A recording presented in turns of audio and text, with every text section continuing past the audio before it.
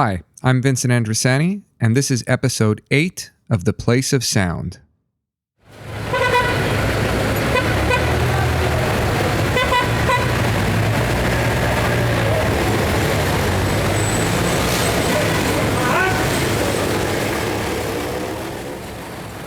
Thanks very much for tuning into this episode, and thanks also to those who've been following along through the first few episodes of the show. For those who are listening for the first time, The Place of Sound is a show that explores the theme of space, or the social geography, using sound and listening. We do so through a variety of audio media production formats, so you can expect to do a few different types of listening in a single show. Episodes consist of what we refer to as audio portraits, or oral history-style interviews that explore the topic of home. Soundscape compositions, which use everyday sounds to communicate the personal and social significance of a given place. And we typically end the episode with a short documentary-style piece that, over recent months, has explored the topic of social isolation, something we know all too well as a result of our lockdown experiences. These are the types of projects that you can expect to hear on The Place of Sound, and all of them are produced by students here at Carleton University. They're what gets produced in Comms 4501, Digital Media Production, which is a fourth-year workshop course in the Communication and Media Studies program.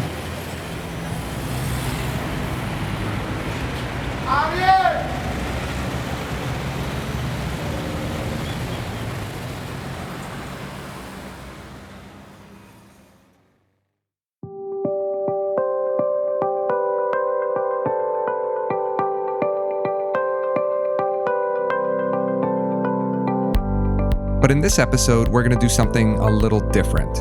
This episode is the second in a two-part series that features an interview with Vancouver-based soundscape composer, ecologist, and educator, Hildegard Westerkamp. If you've yet to listen to part 1, you can do that by checking out episode 10 of the show, which you can find on both ckcufm.com and on theplaceofsound.ca. The interview was recorded in the winter of 2021 for my fourth-year digital media production course. Throughout it, Hildegard and I discuss her unique approach to soundscape composition, and we explore her widely known piece, Kitts Beach Soundwalk. We talk about the composition, how it came about, why she felt the need to create it, and how it was produced. But besides this particular composition, Hildegard also discusses composition more broadly by answering questions like, why would we do soundscape composition in the first place? What purpose does it serve? And why would we want to share this work with others? So whether or not you fancy yourself as a soundscape composer, there's a lot of great insight here about producing audio, about telling stories with audio, which, in light of the popularity of podcasting nowadays, it's an important and timely conversation to have. So I hope you enjoy the second half of the interview, which I'm thrilled to be able to present here on The Place of Sound.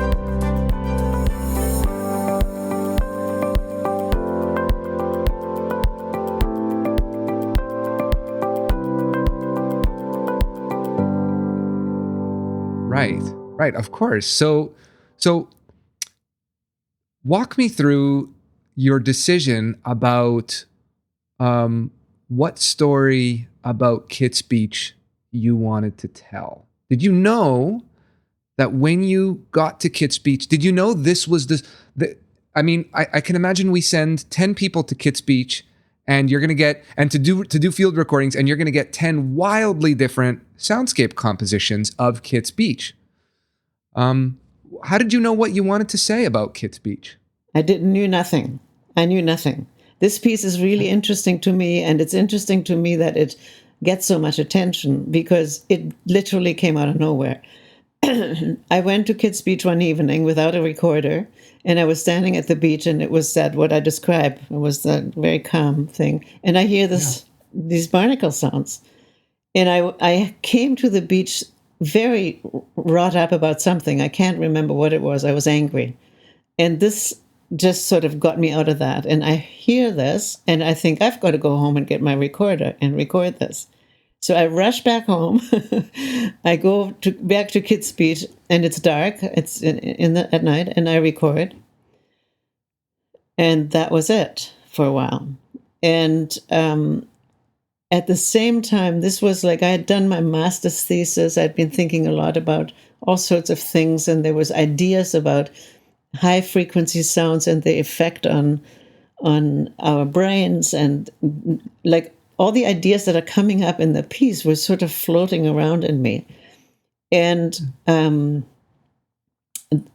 then what I think, if I remember this correctly, I played around with the recording, the field recording that I'd made, and with high frequencies. And I had already gathered a lot of high frequencies from processing for other compositions. Mm-hmm. And so I had this sort of bank of high frequency sounds from natural sounds, from neon lights, from whatever, whatever. And so I did this mix of the field recording with high frequencies. And then I was one day lying in my hammock, which is my most creative space, and I found myself writing this narrative, beginning this narrative. And of course, it wasn't quite as slick as it is now, but I also literally had all these dreams. So I wrote down this stuff, and then I listened back to the mix that I'd done by that time, and the narrative fit absolutely gorgeously into this whole thing. And then I refined it, like the idea of equalizing and getting rid of the city kind of came in the process. And then I refined it. And that's how it happened. And it all happened within a span of 2 weeks. I'm not normally a very quick composer, but this piece just sort of presented itself, and it just happened. And the interesting thing to me was that to come from the real Kids Speech into this imaginary, dreamlike soundscape was exciting, but was also basically a sort of witness to what I do in my compositions. That the sort of the processing of sounds and the altering of the sounds that I've recorded is what our imagination does that anyways when we listen. We listen to the environment, and then we process, we analyze, we interpret immediately, right? That's what we do. People will unconsciously now interpret the tone of my voice while I'm talking, right? That's just part of the listening process. And that piece basically, I think, traces a lot of that.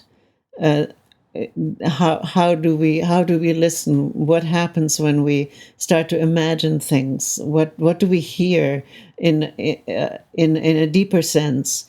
How do we process our environment, our life, etc.? Right?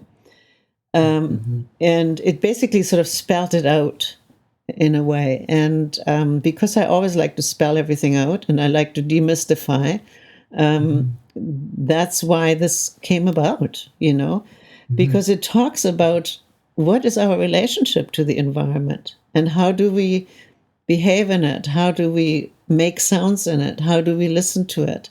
And that is a deeply ecological question. And that's to me what this is all about, is speaking out about our environment and about how we listen, right? That was going to be my next question, which is,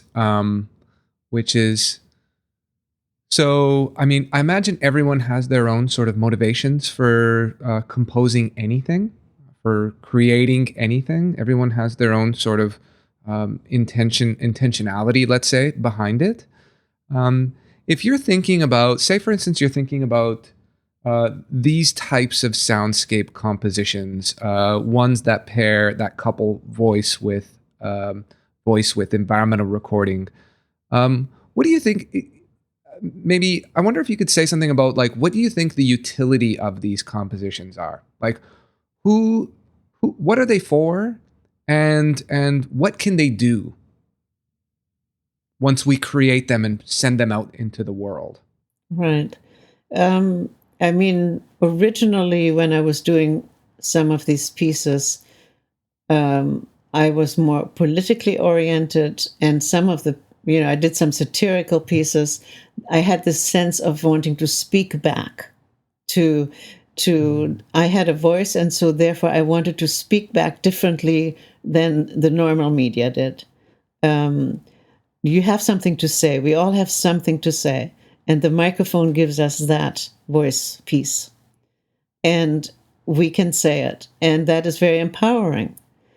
You can think of it in a more meditative way, in the way also that you're in the environment, you're recording it, and you're contemplating the meanings about it, to the listener, to yourself, to understand what is my relationship to this here, what's important here, and why am I recording these sounds, and why do I want to share this with the listener? You may not want to spell it out. You may want to do it poetically, and use a poem. Like I worked with my then husband, Norbert Rübsat, who'd done a wonderful poem about the downtown east side in Vancouver called A Walk Through the City. And when I read that poem, I thought, oh, I would like to work with this. There is a language there that speaks about that space in a way that I wouldn't. And I really liked the way he expressed that. And so then I went to gather the sounds that I wanted to use in order to put us into the downtown east side, and recorded some of the voices there and all that. And that was, Co-op Radio at the time was it still is, in the downtown east side. And so I was exposed to that all the time when I would go to Co-op Radio, and I would have to go through a square, Pigeon Square, where where the people that were addicted to alcohol, at the time mostly alcohol, were sitting and talking and being noisy and whatever. And so, we even kind of knew some of the people and recognized them.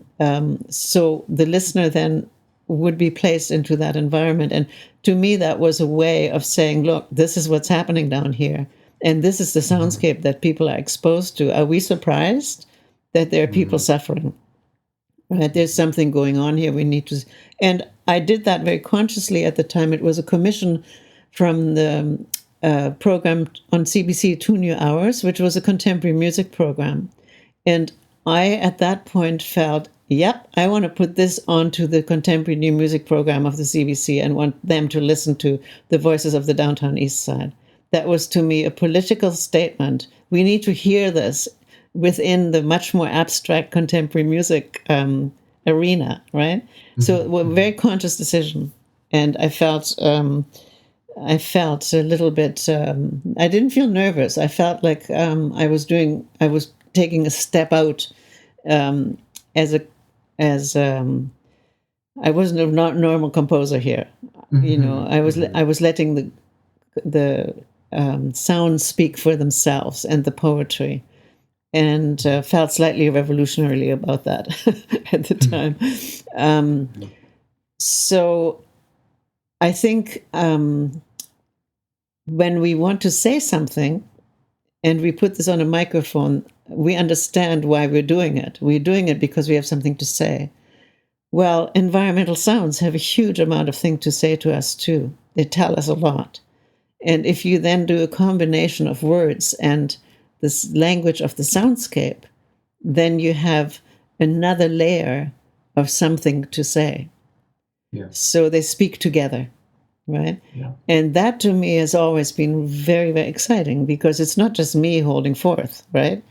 It's me in interaction with the environment that's in dire straits, or it's in beautiful, and I want to share that, right? Yeah.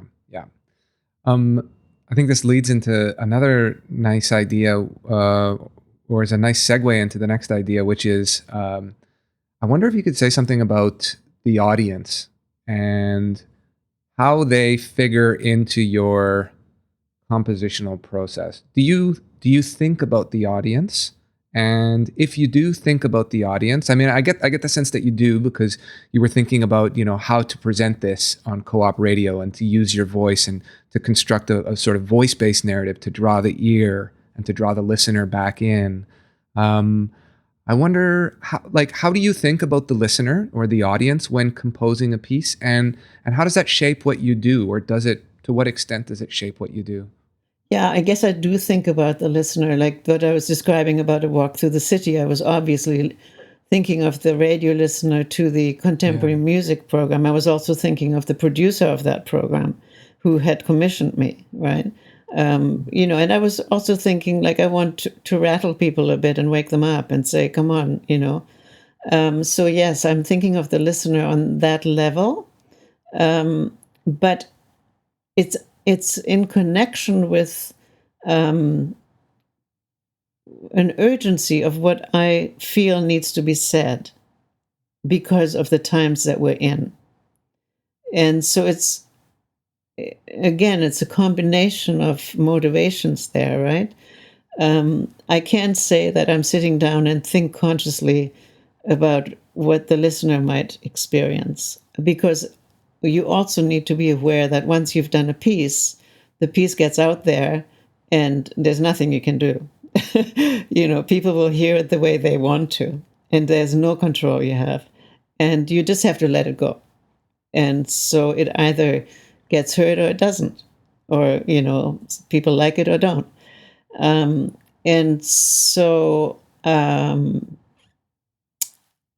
Yes, I think we can't help thinking of someone listening to all this because we want to be heard.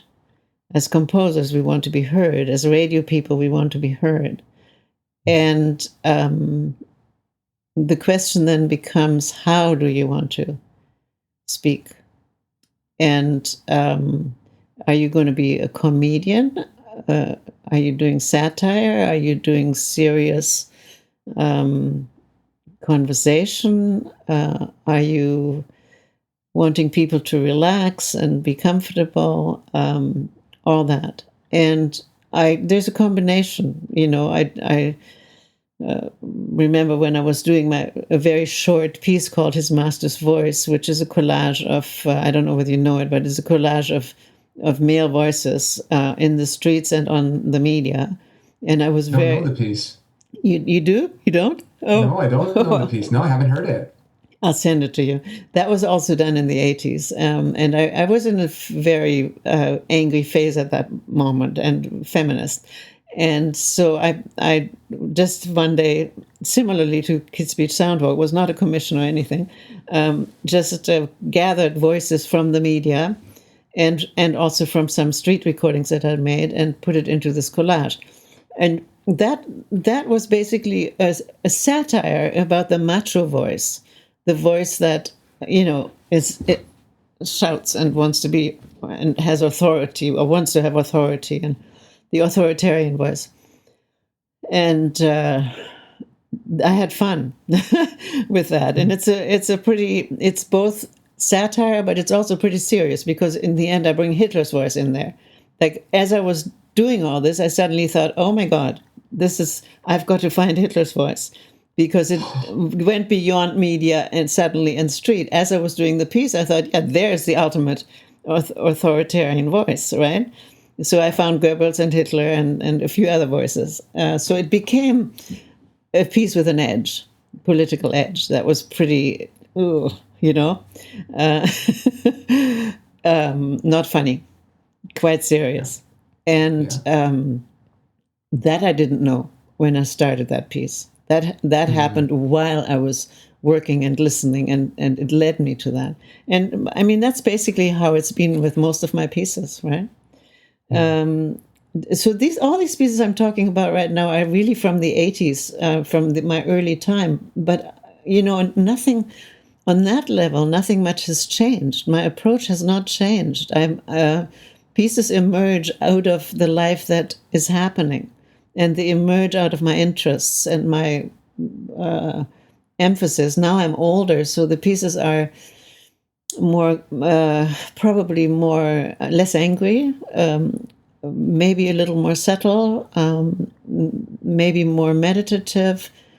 But my last piece, Klavierklang, which is German for piano sound, basically is for solo piano and a soundscape. That piece is also a narrative where I talk about the difficulties of musical lessons, the really difficult aspect of classical music education and how we're tortured in that. And it points out the magical part of classical music, but it also points out the real struggle that goes on. So there's a political thing in there, and a narrative, and a bit of processing of life experience. Yeah. So I looked down and I realized we've been speaking for 40 minutes already, which is shocking to me. But if you, I think we can go for a while on this. By the way, so for those watching and listening, we haven't caught up in far too long, and so this is a wonder. This is a joyous moment for me, anyway, that we have the opportunity to chat again. But if I might, maybe just ask you one last quick question before we finish, and I just kind of want to get you to reflect on the life of the composition of Kits Beach Soundwalk. When you listen to that today, how do you listen to that today? Do you listen to it today, first of all? and if you do, like, if you do or if you don't, like, what do you think of it? Would you have made different decisions? Are you completely satisfied with how it sits? Do you like the life that it's acquired? It's being taught in university now, some 35 years later, right? So 32 years later, yeah. Mm-hmm. Yeah. So when I listen to it, I feel pretty good about it. It hasn't. It feels like, yeah, that's what I wanted to do at the time, and I did it pretty well. The only part where I'm always having a bit of question is the end, where I don't necessarily like my voice all that much in the last few statements. I would have done slightly differently, but it's not enough to want to go back and change it.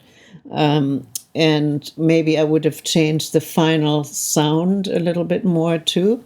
But those were the tools that I had at the time, and I don't usually go back to a piece and change it. Usually I know when I'm finished with a piece, and I cannot finish a piece if there's any part of it that makes me cringe. So I have to, definitely fine tune and change. And I'm very picky about all that and very detailed. And so when I have completed a piece, in most cases, I'm quite happy with it. And that hasn't changed. That piece was done at that time. And so what I did then was pretty good. And I'm happy with it. So I don't have any problem when I hear it. When I listen to it again. That's basically. So I'm not surprised that it's picked up for teaching, because it itself is a bit of a teaching piece. It engages you in the process of listening. And I still have to smile sometimes when I talk about getting rid of the city and, the equalizer. Right. I like that. And at the time, of course, the equalizer was an analog instrument. It was hardware. It was not soft. It was not a software in my computer. There was a knob that I could just do that with, right? And that's why it was also so easy to do. You could literally, do a certain fade of these frequencies. That's the other thing. My work was analog until the 90s, right? Everything was done in an analog studio, which is very different because you're not as visually oriented. When you do your editing, you don't see the sound wave. You'd hear what's going on, and then you cut the tape, right? So the process is much more oral. Nowadays, we are often distracted by the sound waves, and I feel sometimes, we feel we've been very busy with editing, seeing all this stuff, and we're distracted from listening. And I used to say to students, when you finish a piece, just don't listen to it for a while, for a few days if you have the time, put it away, and then listen to it without looking at anything and see what happens. And often they're not finished, the pieces, So I think I was lucky to be part of the analog time, because you had to listen in order to do any good edits. And I'm not saying there's no listening happening. There's a different listening in the digital medium. And I love doing that kind of editing, and that detailed volume control that you can do and all that. I love that. It's wonderful. But it does change things because it is so visual. That was excellent. That was a great way of kind of bringing it to a close. Good words for our students to think through.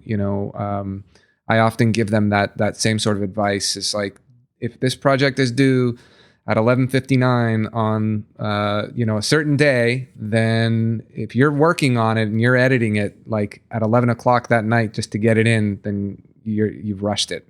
Right? You need to have drafts. You need to be able to walk away. You need to come back to it with fresh ears, because inevitably you're going to listen to it in the morning and say, "Whoa, that wasn't there last night," but it was. Yeah, because we get tired. Our ears get tired from repetition, right? When we do any kind of sound work, what's tiring is the endless repetition of what we're hearing in the studio, right? And so you need to be able to have rests from that, for sure. Yeah. Hildegard, thank you so much. I can't thank you enough for taking this time out of your day to meet with us. In some ways, this is a bit of a blessing, the blessing of online learning, that we're able to do things like this. Yeah, thank you, Vincent. It's been a pleasure.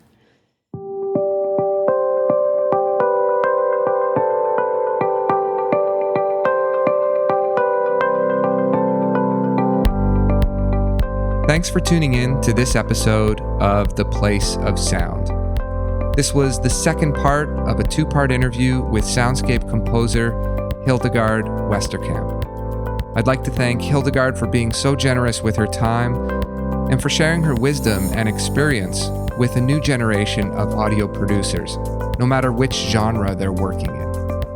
If you're interested in learning more about Hildegard and her body of work, you can check out her personal website at hildegardwesterkamp.ca. And lastly, I'd like to thank you, the listener, for tuning in to this two-part series and for listening to The Place of Sound. Until next time.